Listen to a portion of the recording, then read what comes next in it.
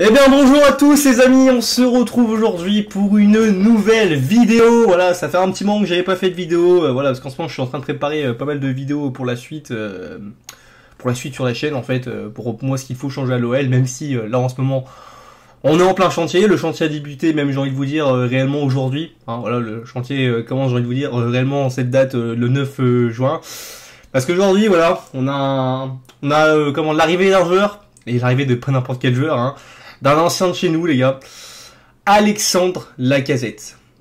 Est-ce que j'ai réellement besoin de le présenter? Je pense pas, hein, mais bon, voilà, les gars, on va quand même vite fait le faire. Hein. Alexandre Lacazette, un joueur qui a joué chez nous, alors je ne sais plus exactement de quelle date, jusqu'à quelle enfin à partir de quand il a joué, je sais qu'il était déjà là en 2012 quand on a gagné la Coupe de France, et un de mes plus beaux souvenirs quand j'étais gamin, on va dire, quand je portais Lyon. Bon, sauf qu'à l'époque, il était pas encore buteur, il me semble. Il était sur l'aile à l'époque. Hein, il a commencé à lier. Avant, c'était Lisandro Lopez. Enfin bref, voilà, qui nous avait quitté en 2017. Hein, j'ai envie de te dire le soldat, si tu veux, l'empereur même. On se rappelle de ce but, mais pour moi, son but le plus culte, même si c'est pas forcément son plus beau but, son but face à la Roma, pour moi, c'est le but le plus culte avec la célébration derrière de l'empereur romain.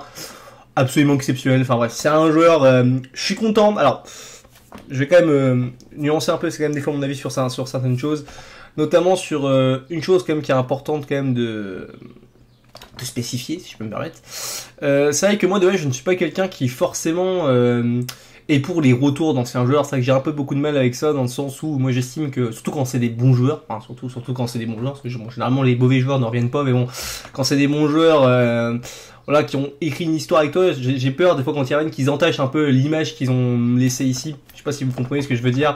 Par exemple, j'ai peur que là, si ça soit un flop, bah, qu'on ait cette vision-là de Lacazette, alors que Lacazette, ouais, de je ne sais plus, de peut-être 2011 ou 2012 à 2017, c'était un super joueur. Voilà, un super joueur. Voilà, on voit déjà même d'ailleurs certains supporters relancer le fameux hashtag penalty pour Lyon. Hein, ils adoraient avec Lacazette. Hein. Faut dire qu'il a marqué beaucoup aussi des penalties, mais bon, ça c'est autre chose. Mais ouais, écoutez, très content. J'ai envie de te dire, franchement, pour moi, l'OL fait un super move en fait. Tout simplement, c'est un super coup, dans le sens où pour moi, Lacazette en termes de neuf sur le marché qui peuvent venir chez nous. Bon, je parle de neuf que l'OL est en capacité de faire venir chez nous. Bah, il y en a pas énormément, les gars. Faut être objectif, il y en a pas énormément, je trouve. Des bons neufs de qualité comme ça. Lacazette, c'est un bon neuf, même si bon. Cette saison-là, Arsenal, ça a été un peu plus compliqué. D'ailleurs, je vois beaucoup de supporters d'Arsenal lui cracher la gueule. Ouais, bizarre. C'est un peu bizarre, parce que bon, ok, je veux bien que cette saison, il soit pas très bon, mais bon, la saison précédente, il a été globalement très bon chez eux. Et ouais.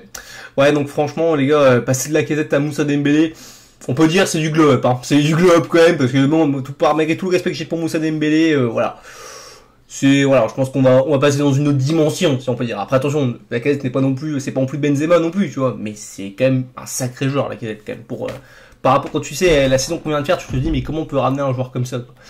Et c'est incroyable. Et je viens de vous dire que Lacazette qu'on va avoir, je pense, malgré que j'adore Lacazette, que j'ai aimé Lacazette de 2011 à 2017 ou 2012, je sais plus, c'est un Lacazette vraiment qui, pour moi, qui n'est plus le même. C'est un Lacazette qui vraiment, en fait, a un peu transformé son jeu. Un peu comme Karim Benzema quand il va au Real Madrid, entre guillemets. C'est un joueur qui va vraiment, à mon avis, jouer plus, qui va plus apporter dans le jeu. Alors, il va bien sûr marquer des buts, il va être finisseur, on l'espère, quand même. Mais c'est ce qu'on lui demande avant tout. Mais, je pense qu'il va aussi vraiment apporter plus dans le jeu. Il va apporter, on va dire, un peu cette pointe d'appui qu'on a besoin en attaque. Voilà, ça, c'est super intéressant. C'est vraiment important dans le football moderne d'aujourd'hui. Notamment, dans un système de 4-3-3, je pense que c'est super important. Il va nous falloir, forcément, après, j'ai pas aucun doute sur le fait qu'il va globalement, revenir très vite. Et ouais, j'ai aucun doute sur le fait qu'il puisse réellement s'intégrer dans cette équipe. Et j'aime aller encore plus loin, et je pense que beaucoup de gens seront d'accord avec moi là-dessus. Ça fait faire du bien d'avoir un mec avec la mentalité de Lacazette. Voilà, un mec qui connaît le club, qui est un amoureux du club, qui a grandi dans ce club, qui va peut-être, je vais peut-être pas dire, après c'est pas à lui de le faire tout seul, mais qui va entre guillemets apporter cette culture de la gagne. Voilà, Lacazette, il avait la culture de la gagne quand il jouait.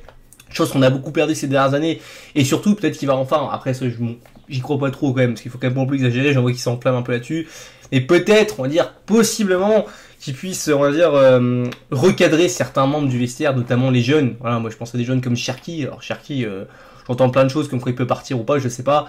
Et bon, Cherki, pour l'instant, excusez-moi, moi j'aime pas pour l'instant le joueur qui est Cherki, même au niveau mentalité. Espérons que l'arrivée de Lacazette puisse vraiment changer là-dessus. Et surtout, voilà, après, on parle de Lacazette. Donc c'est vrai que sinon c'est tout ce que j'ai à peu près à dire sur Lacazette. Mais oui, surtout c'est bien pour le côté la mentalité à Lyon. Et c'est possible aussi qu'on ramène Dodger, hein. Il y a quand même des rumeurs de le retour de Tolisso. Donc je validerai aussi, même si bon il y a des problèmes physiques, même s'il a eu des déclarations très récentes qui n'étaient pas forcément favorables à ça. Bon, en soi ce qu'il dit, il a raison sur le fait qu'il a pas forcément envie de revenir dans un club qui ne joue pas de Coupe d'Europe. C'est normal. Après c'est la façon dont il l'a dit, quoi, que j'aime pas trop, tu vois. Il aurait pu avoir un peu plus de... Voilà, je sais pas comment dire, mais bon, il a pas été assez transparent, quoi, là-dessus, quoi. Il a vraiment trop été, trop au but, c'est en tête le souci.